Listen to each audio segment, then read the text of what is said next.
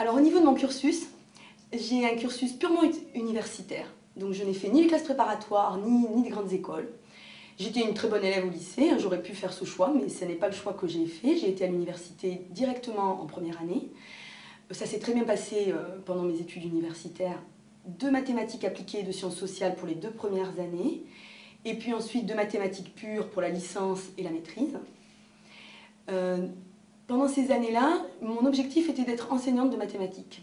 Je n'avais pas du tout en tête l'idée de faire de la recherche. Je n'avais pas non plus en tête l'idée d'aller travailler en statistique. Je voulais simplement passer l'agrégation.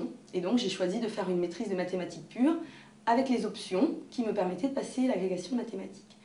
Pendant cette année-là, j'ai découvert la statistique avec beaucoup d'intérêt. Ça a été la matière qui m'a le plus intéressée.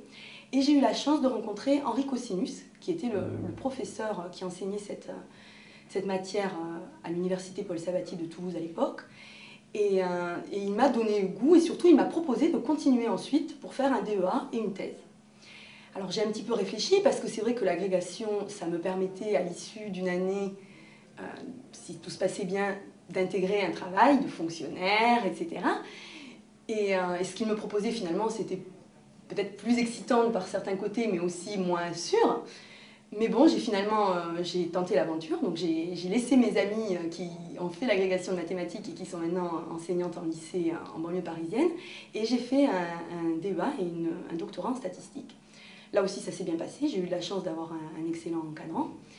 Et suite à ça, j'ai été embauchée directement en tant que maître de conférence, donc j'avais 26 ans.